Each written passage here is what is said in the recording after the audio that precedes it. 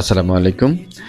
বন্ধুরা আজকে আমি সৈয়দপুর থেকে দিনাজপুরের চিরির বন্দর যে জায়গাটি সেখানে যাচ্ছি আমার বন্ধু আকরাম ভাইয়ের সাথে। উনি সৈয়দপুরের বিশিষ্ট ব্যবসায়ী। তো উনি ওখানকার চিরির বন্দরের যে বিন্যাকুড়ি সেখানে যে স্পেশাল হাঁস বোনা অর্থাৎ সেই ভুনা হাঁসটি তারা বিশেষ প্রক্রিয়ায় রান্না করে এবং সেটা খেতে অনেক ভালো লাগে। অনেক দূর-দূরান্ত থেকে সেখানে যায়। আমরা যাচ্ছি সেখানে সারাটা পথ আপনারা আমার সাথে থাকুন।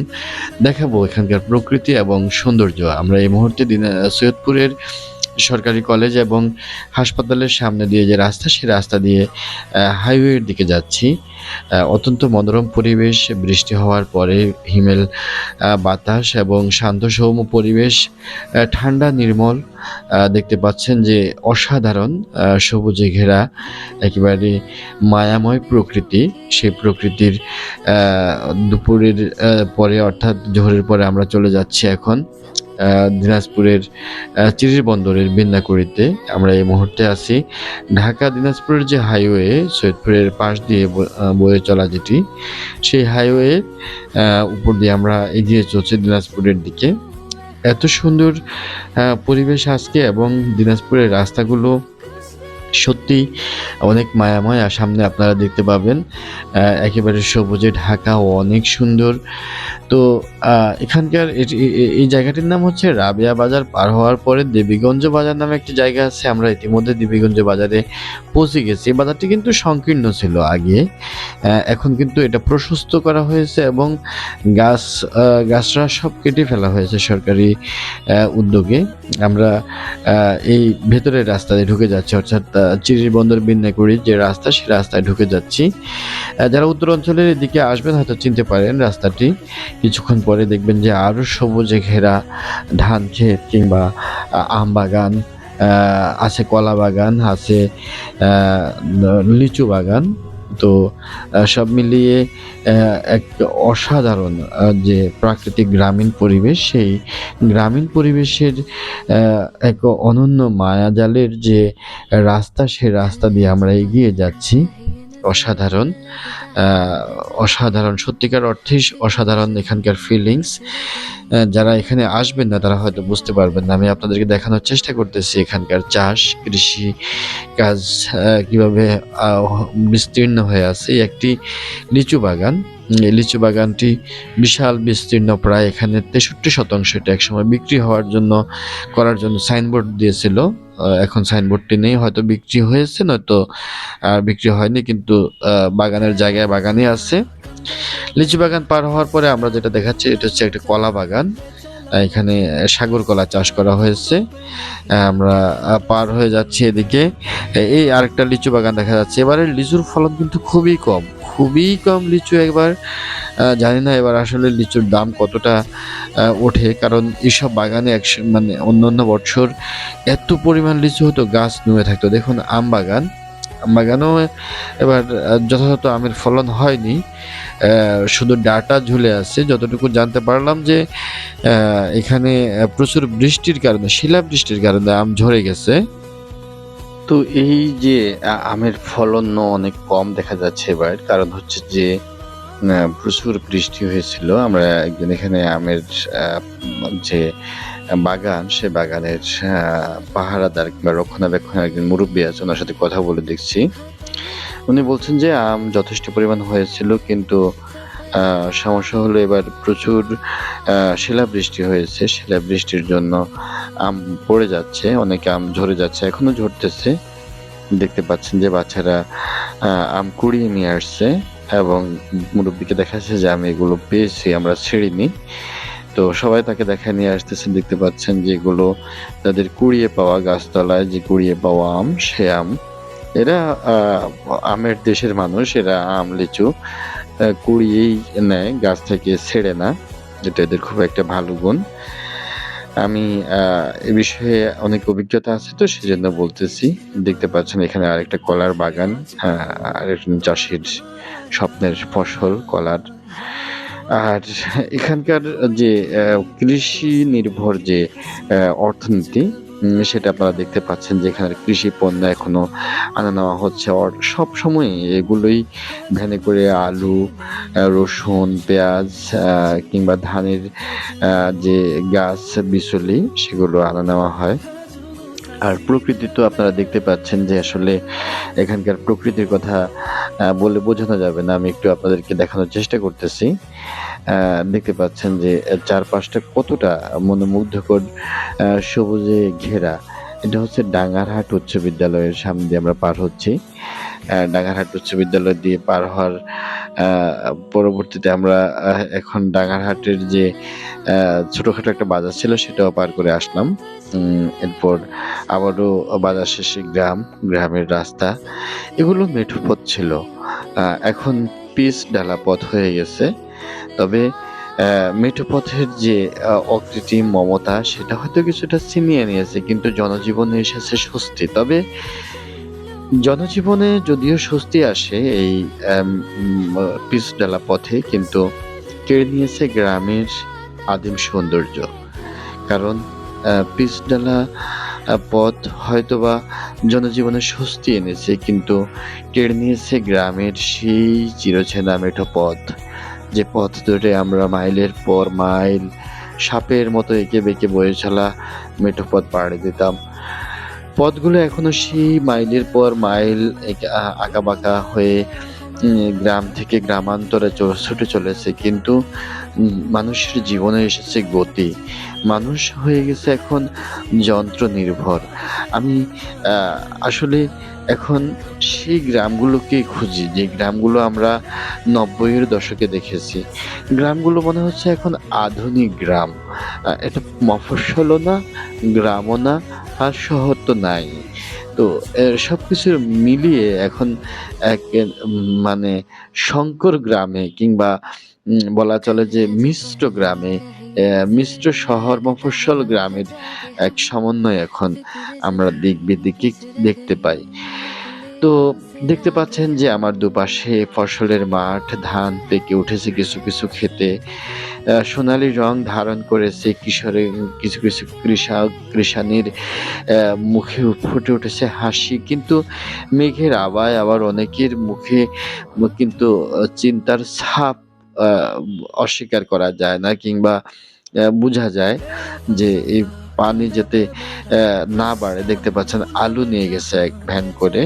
তো এবারের আলু কিন্তু এদিকে খুব ক্ষতিগ্রস্ত হয়েছে। অর্থাৎ হঠাৎ বৃষ্টিতে কিন্তু আলু এমন হয়েছে যে আমি নিজে দেখেছি যে যেখান থেকে হয়তো ৬ টা আলু তুললে ৪ টাই পচা, বাকি ২ টো হয়তো কোনরকম আছে। তো এমত অবস্থায় কৃষক আ অনেক খরচ করেছে। দেখতে পাচ্ছেন ধান শুকানো হচ্ছে এখানে, ধান নিয়েছে এরা, এবং ধানের বিচুলি আমার কাছে এই সোঁদা গন্ধটা খুব ভালো লাগে, মাটির গন্ধ।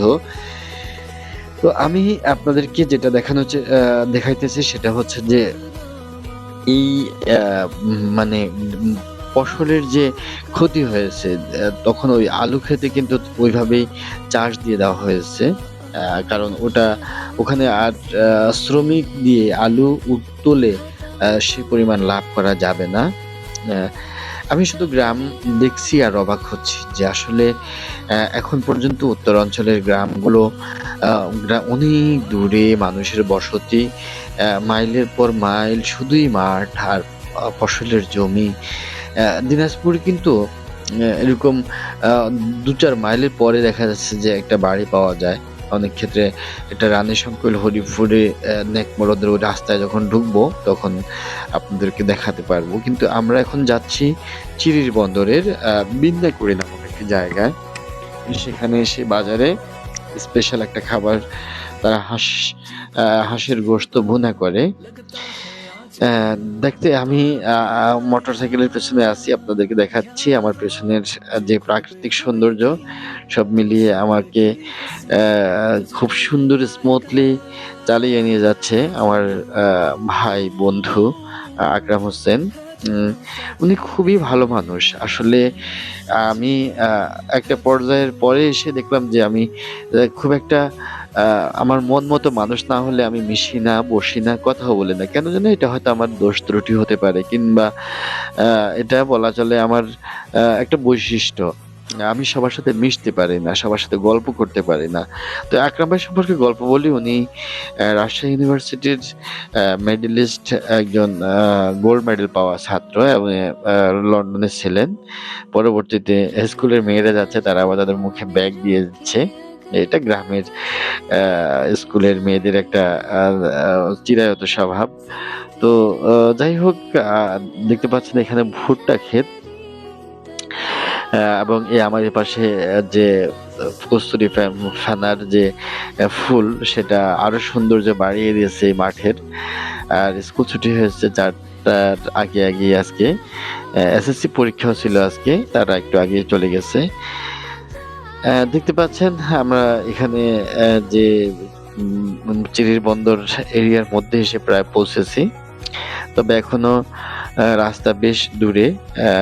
আপনাদেরকে সব মিলিয়ে দেখাবো যে আসলে মানে এখানকার প্রকৃতি, এখানকার মানুষ, এখানকার জীবনযাত্রা, সব সব এই যে ঘাসগুলো দেখতেছেন, এগুলো বাজারে নিয়ে যাওয়া হবে, এবং এগুলো আটে করে এক শ্রেণীর মানুষ আছে যারা পশু পালন করে, গরু কিংবা ছাগল পালন করে, কিন্তু তারা ঘাস কিনে নিয়ে খাওয়ায়। প্রতিদিন বাজার থেকে 20 থেকে 30 টাকার ঘাস নিয়ে যায়। 30 টাকার ঘাসে প্রায় 5 কেজি ঘাস হয়, কিংবা 7 কেজি ঘাস হয়। ওই ঘাস তারা খাওয়ায়, এবং তারা মেপে কিন্তু গরুকে খাওয়ায়, ছাগলকে খাওয়ায়। যে একটা ছাগল প্রতিদিন 1.5 কেজি খেতে পারবে, তারা 1.5 কেজি খাবারই কিন্তু ছাগলের সামনে দেয়। আমাদের নোয়াখালী কুমিল্লা অঞ্চলে কিন্তু তেমন না, তারা অনেকগুলো খাবার দেয় এবং খাবার নষ্ট হয়। আর এরা এক আঁটি কাঁঠালের পাতায় যদি 2 কেজি থাকে, সেখান থেকে আধা কেজি সরিয়ে রাখে। ওই 1.5 কেজি 1.5 কেজি তারা দেয়। এদিকের মানুষ এভাবে আরকি। তো এইখানে ঘাস বিক্রি হয়।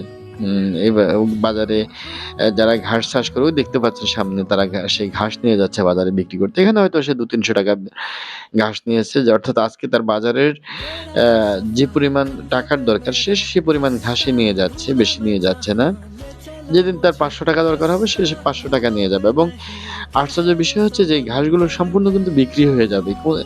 একটুও থাকবে না। মানে তাদের একটা আইডিয়া হয়ে গেছে যে আমি এতগুলো ঘাস নিয়ে যেতে পারবো, এবং বাজার থেকে ঘাস কিন্তু ফিরে আসে না।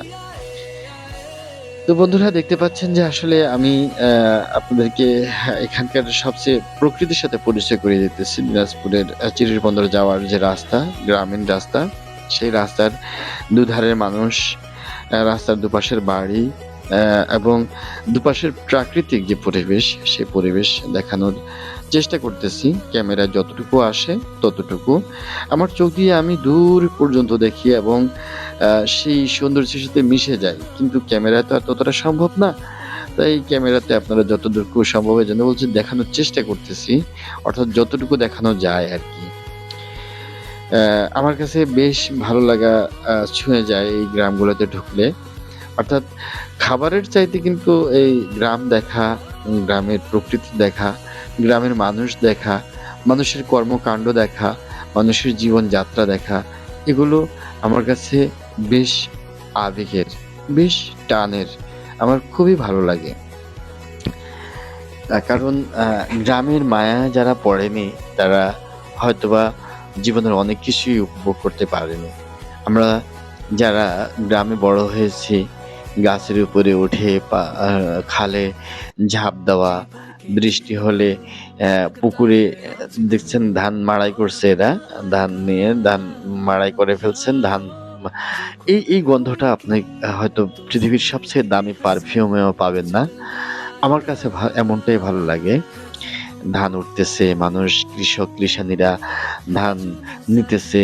কখনো, কখনো বৃষ্টির ছটা আসতেছে, ২-৪ টা বৃষ্টির ফোঁটা দেখলেই তারা দ্রুত সেই অ্যা উম ধানগুলো তাড়াতাড়ি করে প্লাস্টিকের কিংবা তেরপলের নিচে রাখার ব্যবস্থা করতেছেন, যাতে না ভিজে। আমি এগুলো খুব উপভোগ করি। খুব ভালো লাগে আমাকে গ্রামীণ জীবন। যে এই জীবন, এই অ্যা প্রকৃতি, এই মায়াময় যে গ্রামের অ্যা কর্মকাণ্ড, এগুলো শহরের মানুষ পাবে না। আর শহরে এগুলো আ উম বোঝাটাও সম্ভব না। দেখতে পাচ্ছেন মানে বিস্তীর্ণ মাঠে শুধু ধান পেকে উঠছে। কিছু, কিছু ধান কাটা হয়েছে। আবার কিছু ধান গাছ ঝড়ে শুয়েও গেছে। কচুরিপানা কিছু, কিছু জায়গায় ফুল দিয়ে রেখেছে। এমন মায়া, এমন ভালোবাসা আর কোথায় পাবেন বাংলাদেশ ছাড়া? বাংলাদেশটা গেলে যত দেখবেন মুগ্ধ হবেন। আ আমি ক্যামেরা ফ্রন্টে নিয়েছি এবং আমাকেও দেখানোর চেষ্টা করি যে আমি কিভাবে আমার আ যে হাসিমাখা মুখ সেটা দেখে বুঝতে পারতেছেন আসলে আমি খুব উপভোগ করতেছি আ এই রাস্তাটিকে। আর সবচেয়ে বড় কথা হচ্ছে আজকে রোদ নেই। আ প্রকৃতি নাতিশীতোষ্ণ। হালকা হিমেল বাতাস, যেহেতু মোটরসাইকেলে যাচ্ছি সেটা আরেক ভিন্ন ভালো লাগা। আজকের বায়ুতে কোনো ধুলি নেই, বালি নেই, কোনো দূষণ নেই। একেবারে নির্মল, একেবারে ধূলিকণাহীন, বালিকণাহীন। দেখতে পাচ্ছেন সবগুলো গাছ মনে হয় বৃষ্টির পানিতে গোসল করে নিজেকে সাজিয়ে নিয়েছে এক অনন্য সৌন্দর্য সবুজে। এই সবুজের সমারোহ দেখে আপনি মুগ্ধ না হয়ে পারবেন না। আসলে আ এই মুগ্ধতা আপনাকে ছুঁয়ে যাবেই। আপনি অ্যা ভালো লাগা অনুভব করবেনই করবেন। এখানে অ্যা হয়তোবা করবেন এমন না। অবশ্যই আপনাকে ভালো লাগা ছুঁয়ে যাবে। এই জীবনযাত্রা আপনাকে ছুঁয়ে যাবে। এই সবুজ আপনাকে ছুঁয়ে যাবে। তাই গ্রাম দেখতে বের হতে হয়। জীবন থেকে মাঝে, মাঝে ২-১ টা দিন ছুটি নিতে হয়। ছুটি নিয়ে এই দেশ, দেশের মানুষ, মাটি, আসলে দেশটাকে যে আমরা মাটি, মা, এই জায়গাটায় তুলনা করি, আসলে এই দেশটা আমাদের মায়ের মতনই আমাদেরকে ছায়া, মায়া, আ আলো, খাবার, সবকিছু অর্থাৎ মহান আল্লাহ রাব্বুল আলামিনের এক আ অকৃত্রিম দান আমাদের এই দেশ আমাদের জন্য। আমাদের জন্য আমাদের এই দেশ এক আশীর্বাদ। আ ছবির মতো এই দেশটি আপনি কোথাও পাবেন না। আ যারা বিদেশে গেছেন তারা বুঝতে পারবেন যে আসলে এমন সৌন্দর্য যেন শিল্পী তুলি দিয়ে এঁকে দিয়েছে। বাঁশঝাড়, কলাগাছ, মাঝে, মাঝে বৃদ্ধদের পদচারণা। কেউ বাড়ির সামনে ক্লান্ত হয়ে হয়তো কোনো কিছু দেখতেছেন।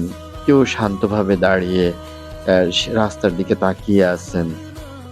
কেউ সাইকেলে, কেউ হেঁটে তার গ্রামীণ জীবনের যে কর্মকাণ্ড সেগুলো সারার জন্য অ্যা গ্রাম থেকে, বাড়ি থেকে বাজারে চলছেন।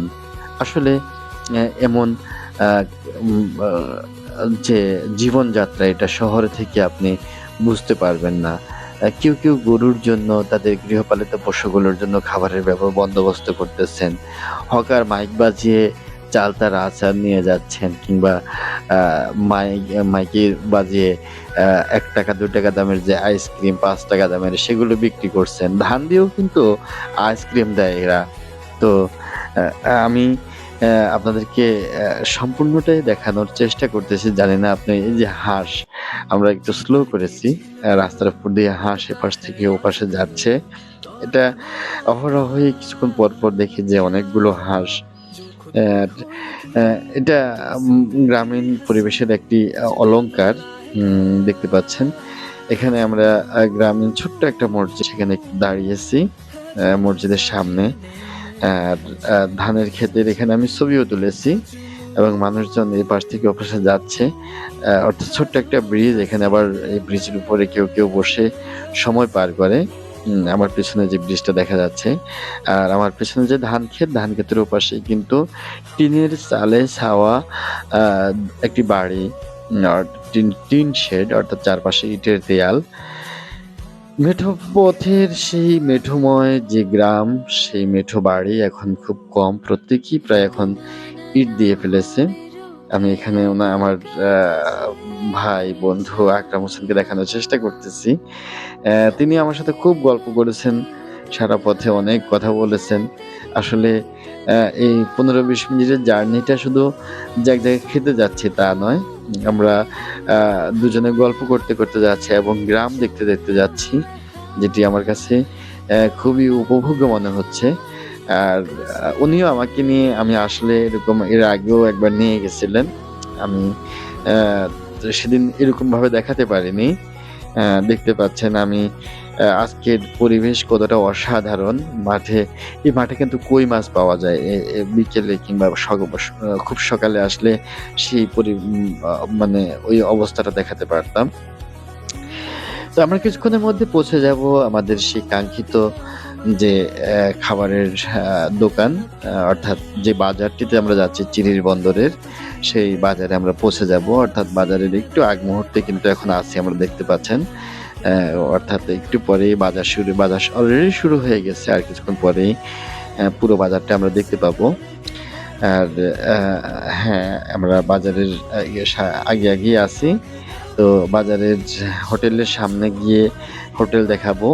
এই ব্রিজটি পার হলেই সেই বাজার দেখা যাবে। আর এটা হচ্ছে দিনাজপুরের যে সেচ প্রকল্পের খাল, সেই খালের উপর দিয়ে এই ব্রিজটি।